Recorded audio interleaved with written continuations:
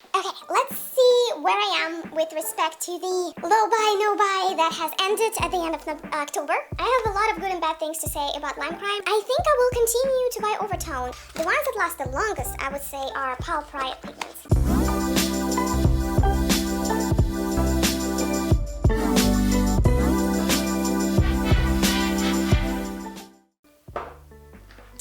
I used up a Dermalogica SPF 30 Invisible Physical Defense Cream. Nothing to write home about, nothing special. I find that a lot of Dermalogica products are kind of a little bit outdated in their formulas. They're not bad, but they're not exactly spectacular. So I don't know. What do you think about Dermalogica? Have you tried? Would you recommend anything from them? Because so far I have no desire to kind of venture any further. I used up in a very famous retinol serum. This is by Sunday Riley. I used a bunch of perks to get this cream, to get this luxury size sample, sorry. And this is called A+ High Dose Retinoid Serum. 6.5% retinoid blend, CoQ10 and honey. What can I tell you? I am very suspicious of Sunday Riley. I've had their, what was that? 2 oils by them, the ones that are the best selling. They smelled like hell. They didn't feel good on the skin, and I didn't see any short or long-term improvement in terms of my skin texture or anything really.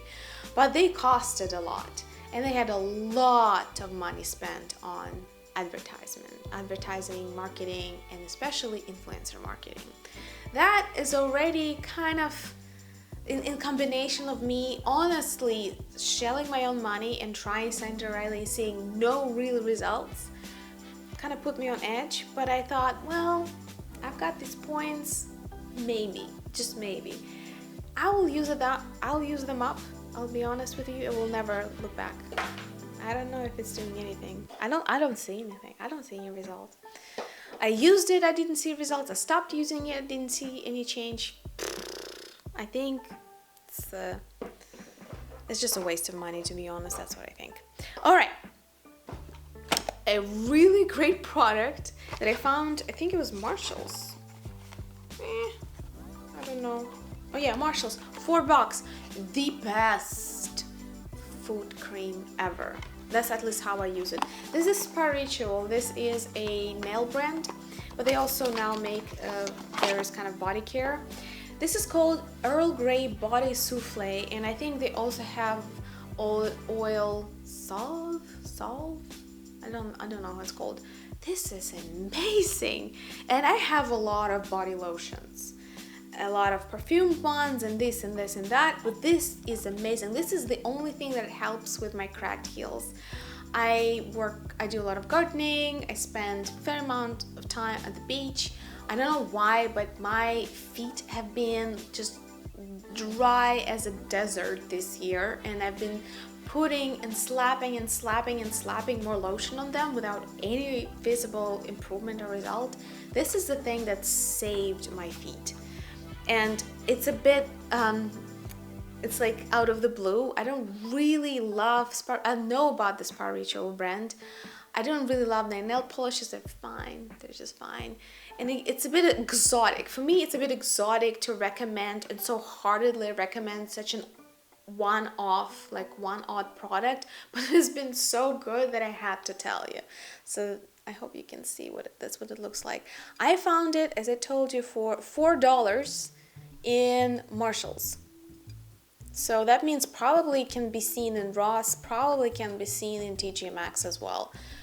This is amazing. I am considering, when I'm done with this bottle, I'm considering a repurchase, because I would rather use up my other body lotions and just keep buying a few new perfumed ones so I can try new perfumes that way, and just keep 1 or 2 really good thick, good quality ones that really work on the skin, on the feet, on the elbows, you know what I mean. So good, love it.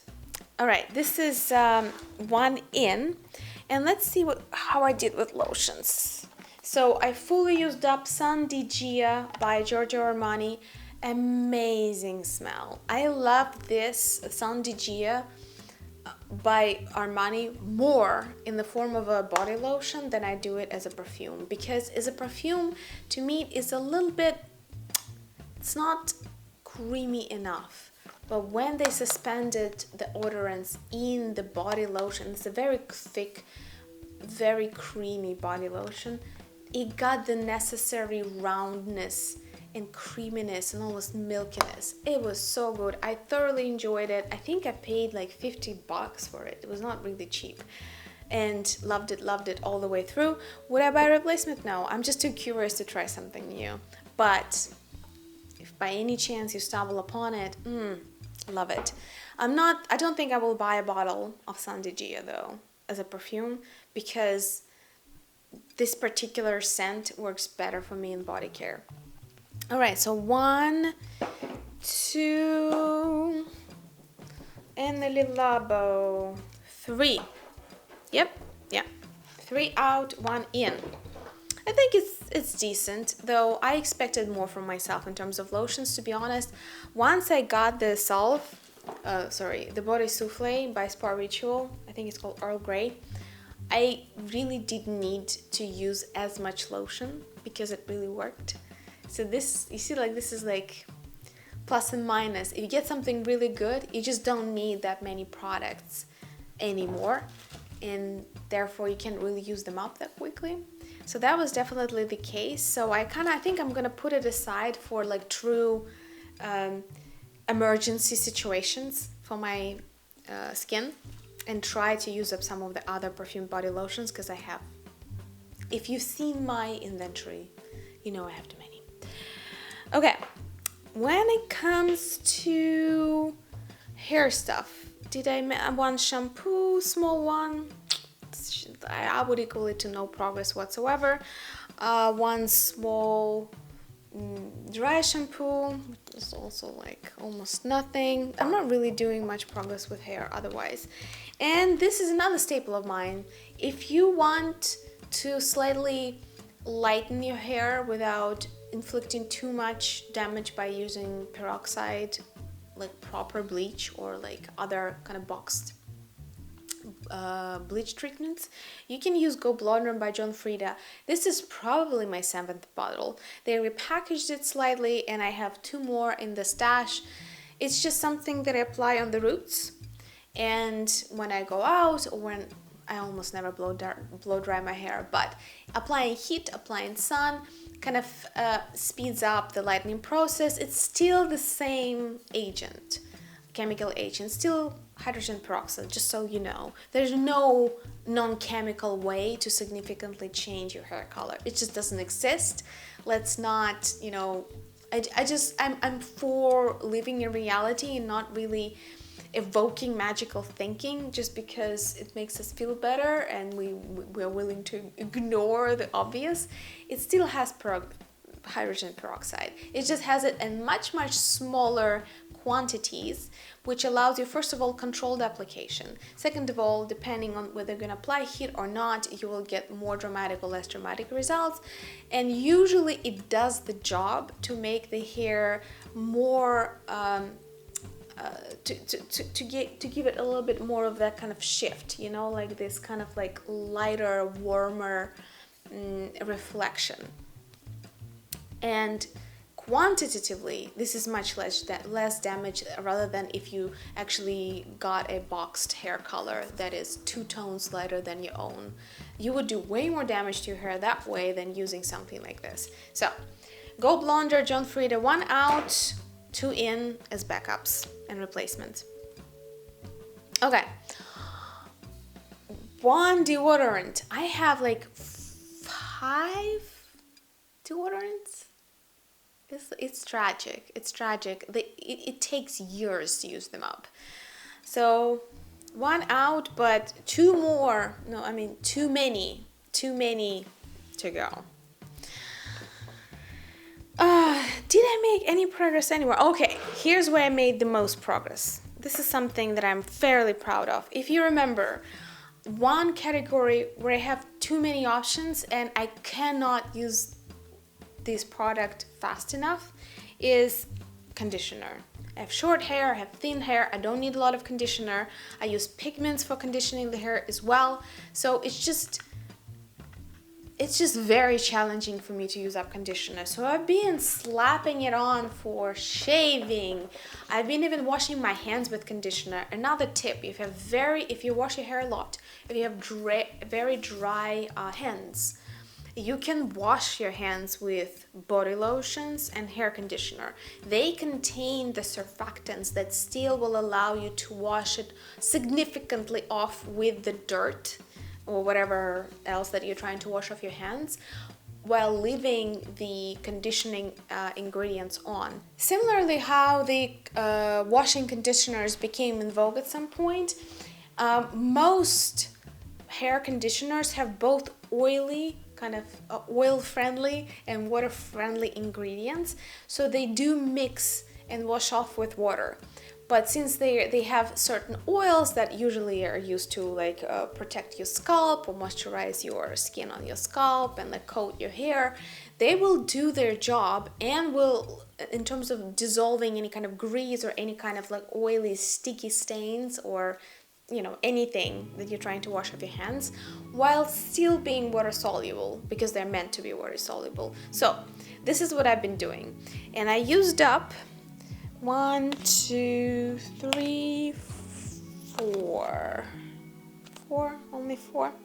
okay, but this is like a tinted one, but still 5 small-ish hair conditioners. I'm very proud of it because it's 5. I know it's not a big volume, but I'm going through the path of least resistance. I'm trying to use up all the samples, all of the small travel size things, so I can feel some immediate rewards, and I will get to the big battles later in the year. Okay, the category that is fairly easy to use up, and it's just to me fighting the hoarding tendencies that I used to have.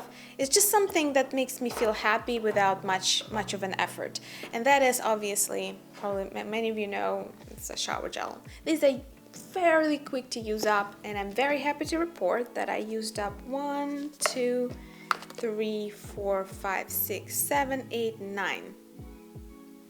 Felt like I had 10. 9, okay. Beat 9. And I bought 0. So proud of myself. So proud of myself. Yeah, I did it.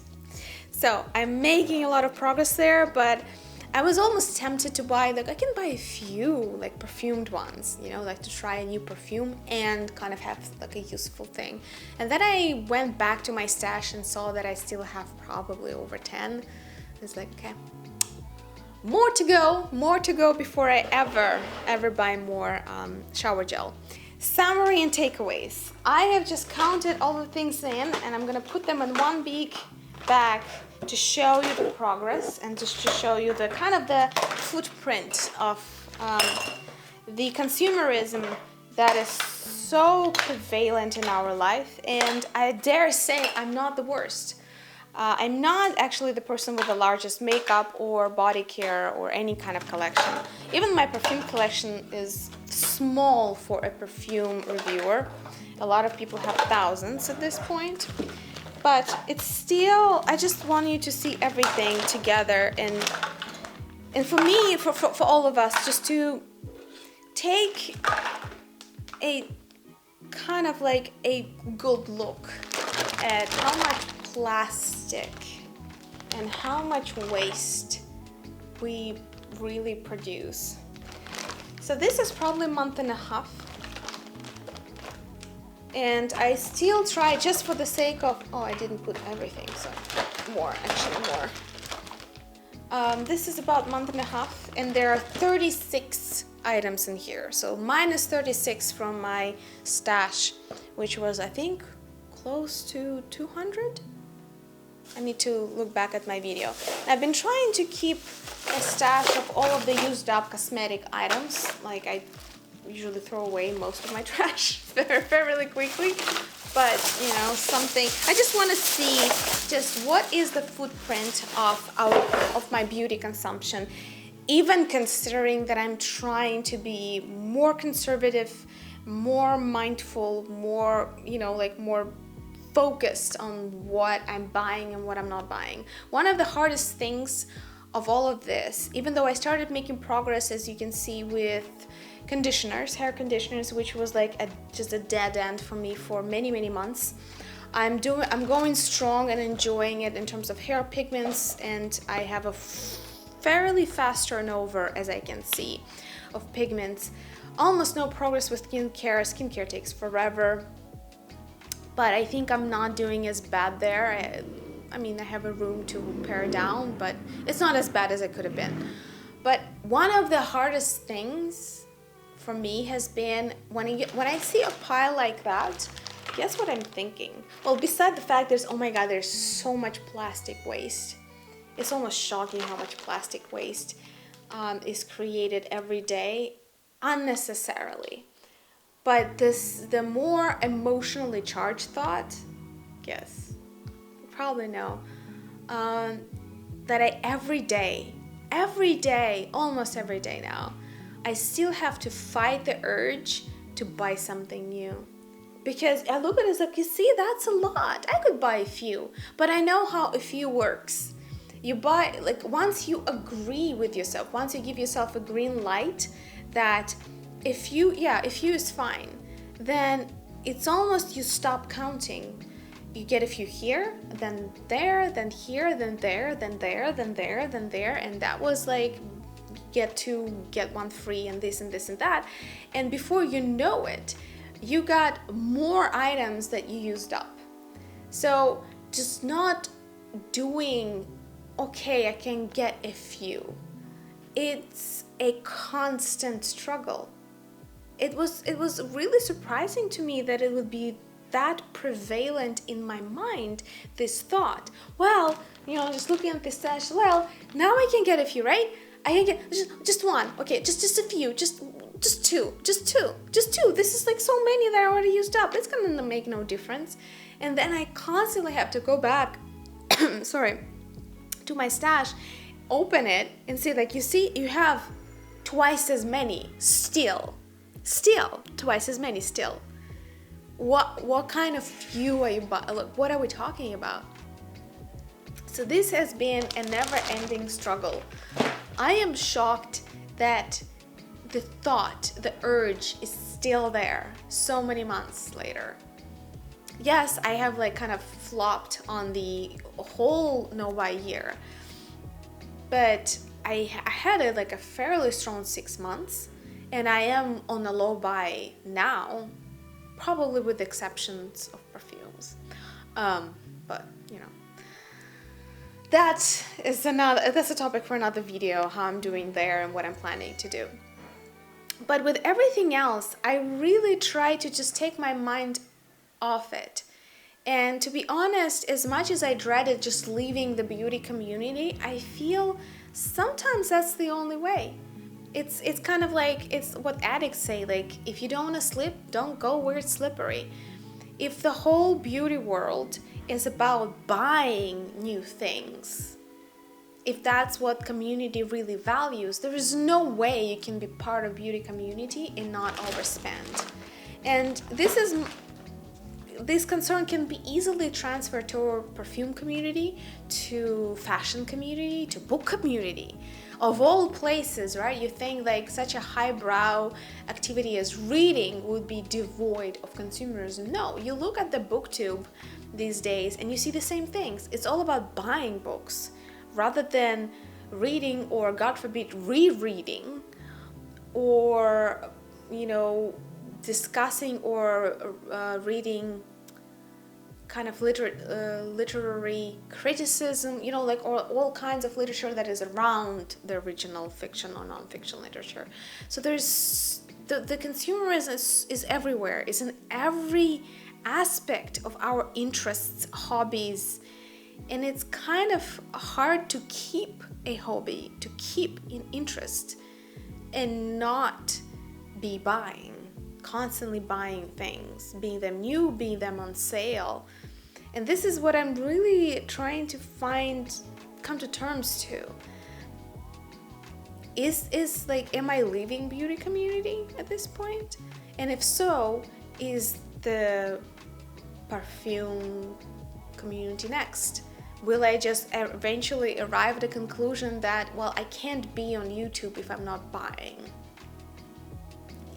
Like, if you really plainly simplify it to that degree, can one be a blogger or just a community member given the interest? Perfumes, beauty, skincare, fashion, makeup. Can one be really active and prospering if they are not constantly buying things, spending money? I don't have an answer to it.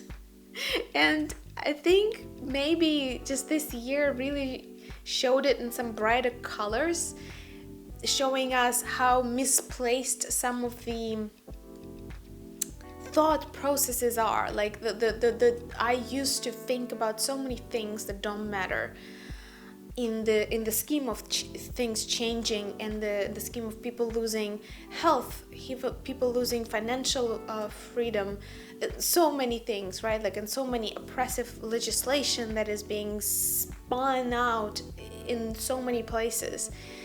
And I think, and I constantly, with all of this happening, I constantly worry about not getting this flanker, or even not using up something. You know, like having 3 hair conditioners, well, more like 30, instead of 1. Like, is it really a point of active concern? Why am I even thinking? I think it's the same with obesity and food. If you know, like a lot of people who like work in that area of nutrition and helping people lose weight, they say like if you're obsessively thinking about food, you have a problem. It's either way. If you're constantly dieting, constantly counting calories, you're constantly hungry, if you have obsessive relationship with food, with eating more of it or not eating it, it is as damaging to the diversity in joy of our lives. So this is what I've been thinking. Is the way to enjoy life is not being into anything too much? Is it just wrong to be into perfumes or to be into beauty because it constantly leads to some obsessive hoarding tendencies? I'm kind of hurt by even thought of leaving perfume community, and I'm less hurt now by the thought of leaving beauty community, the makeup community. But I find that me being willing to disengage with the community of beauty enthusiasts actually has a good impact on my life. So this raises this huge fear in me that, do I have to leave in order to get healthy? Do I have to leave all my hobbies? Do I have to stop obsessing, basically? What is a hobby, right? It's a particularly sharp area of interests. Is it really like, are all hobbies bad for me? I don't know. I'm trying to find some kind of like saving grace, some saving theory or idea that will allow me to kind of continue, that will give me some form of balance while still having this particular interest or another particular interest. We'll see. So far, with the only way I got better with overspending on beauty is just disengaging with the whole thing. And it's scary. It's scary because it easily applies to all our other areas where I want to stay in the community. I don't want to leave. So, yeah. This is where I'm going to leave you, at that very disconcerting, not really conclusive statement. I hope you will let me know what you think about it in general, and if you have any other examples, be it like any kind of collecting, hobbyism, or any kind of obsessive type of, I don't know, does hobby have to be obsessive?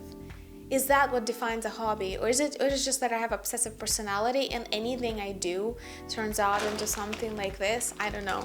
I need your opinion. I need your thoughts, your stories. Maybe you can share some perspective or some stories of people you know or your own that will kind of add more fuel to the fire and give me more kind of like nutritionist thoughts and tales to process.